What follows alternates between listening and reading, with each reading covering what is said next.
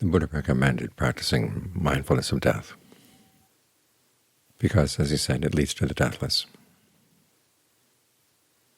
How does it do that?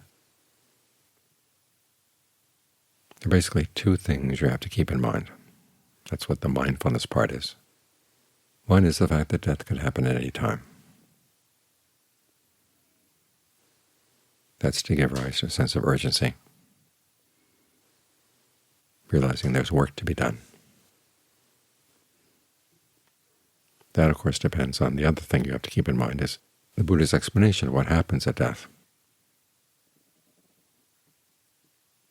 The mind latches onto a craving. It can't stay with the body anymore. And it starts sending out cravings in all directions.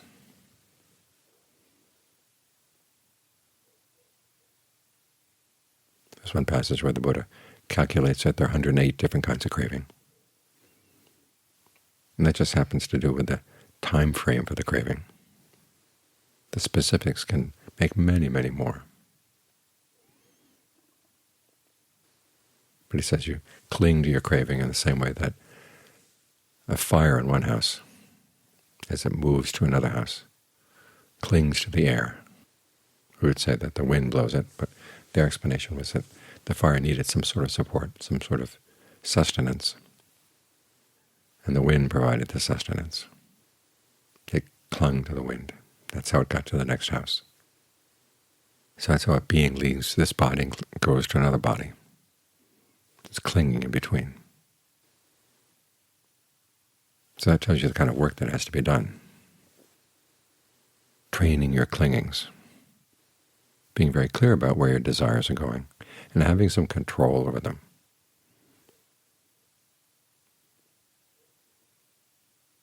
Having the alertness and mindfulness and ardency to want to control your desires in the right direction. If you haven't completed your training in this lifetime, you want to be able to find a place where you can continue training.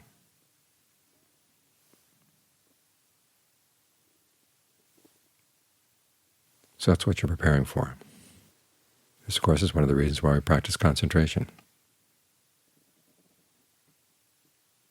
This is a very good way of seeing how the mind sends out its feelers, creates a thought world, and then it goes into that thought world. That's the process of what the Buddha calls becoming followed by birth. So the process that would lead to rebirth is happening right here all the time. All the becomings that we create in the course of the day are simply small versions of what's going to happen when we can't stay in this body any longer.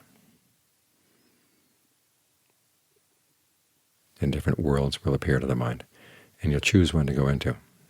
The worlds, of course, will be based on your past karma, the options that are available, but also on your clingings and cravings.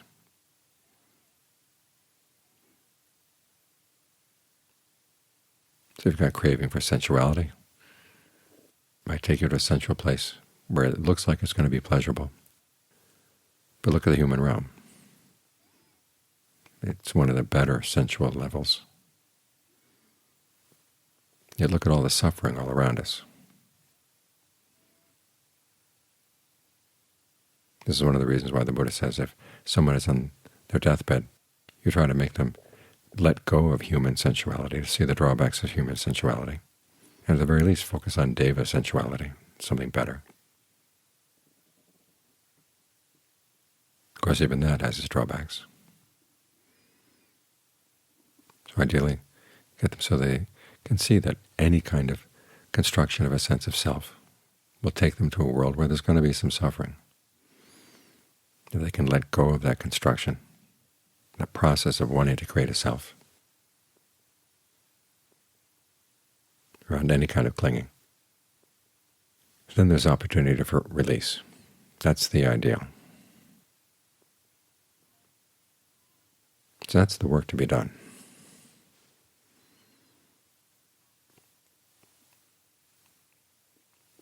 But then again, mindfulness of death reminds us not only of the work to be done, but also of the urgency of doing it now.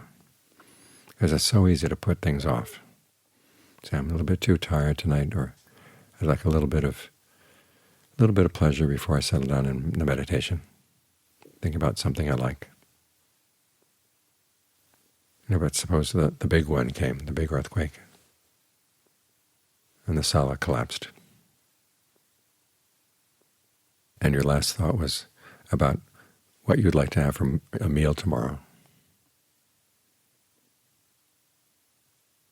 which would be totally useless and actually might lead you to a very unskillful rebirth. So you want to focus right now on the work that needs to be done. One, peeling your mind away from its fascination with human sensuality. Peeling your mind away from its fascination with creating a sense of self.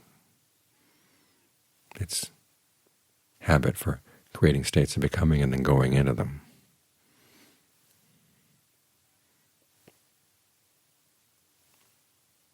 So when you're sitting or meditating and a potential distraction comes up, remind yourself, you're practicing for the sake of dying well.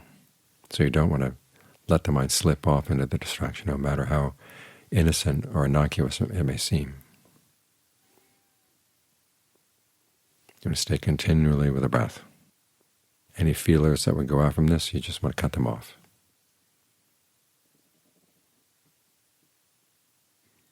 And so you make the breath comfortable, so it's a good place to stay.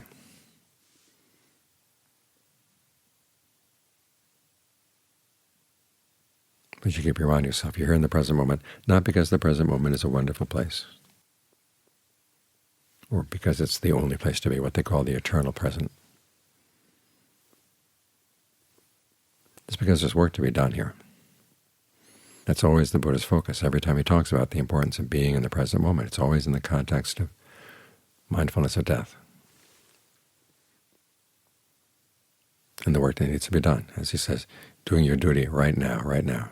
You're not hankering after the future. You're not dwelling on the past. You're focusing on what's appearing right now and then doing your duty with regard to it,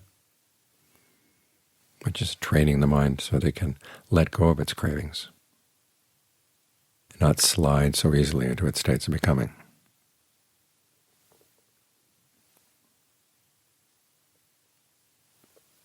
So you provide the mind with this spot here with the concentration. Give it a good foundation right here. And that way you get to see the movements of the mind really clearly.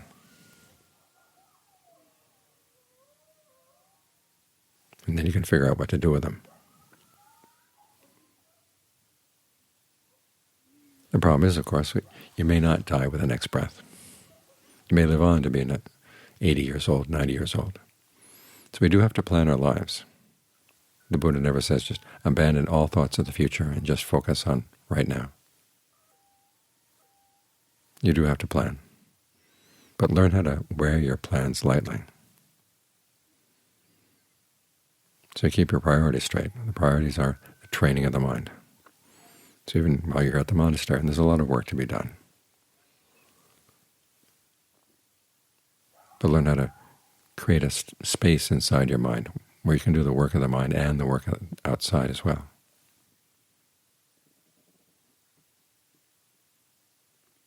So that if in the middle of a task you suddenly realize you can't stay in your body any longer, you can drop the work outside, focus on the work inside.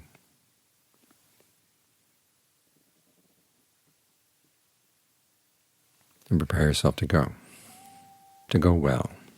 That's the whole purpose of this. Because the way the Buddha teaches mindfulness of death makes sense only in his explanation of what happens at death. If it were the case that death were the end of everything, mindfulness of death would mean doing everything you can to survive physically and squeeze as much enjoyment as you could out of whatever time is available. The attitude of eat, drink, and be merry, for tomorrow we may die. That's how some people think about death.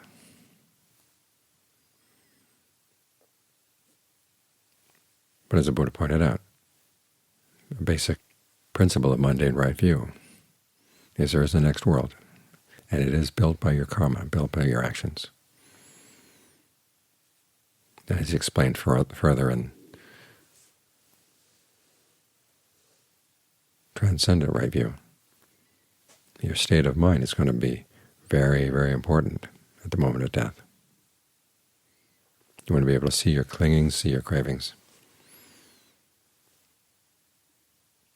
And if you can learn how not to ride with them at all, so much the better. But if you find that you can't manage that, at least keep yourself, as they say, rightly directed. Have a sense of what would be a good rebirth, one where you can practice.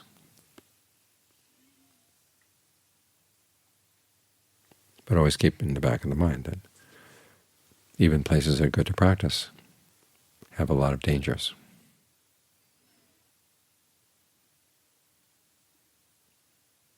So be really strict with your mind, as it creates new versions of you in its new becomings all the time. And learn how to pare them down so you can understand the process, understand it for the sake of aborting it.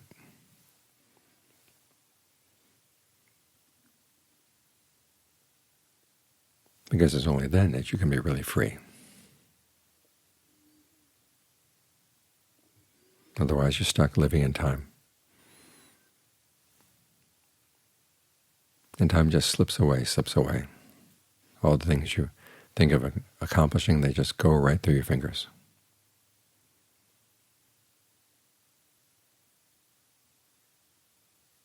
So you want to find something that's really solid, of essence. And the essence, of course, is release. And everything you can do that leads there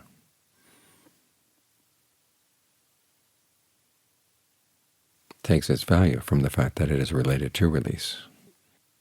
The word for essence in Pali, sara, also means heartwood, the hardwood of the tree. And all our practices, even though they may not be the hardwood, at least they're not just twigs and branches. They're the softwood that surrounds the core, protects it. So try to keep your actions within that range, aiming for release. So as the body passes away, as your memory goes as you get older, you'll still have something of solid worth, something that even death can affect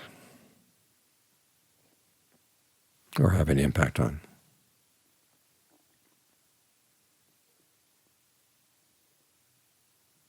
And that's how mindfulness of death leads to the deathless.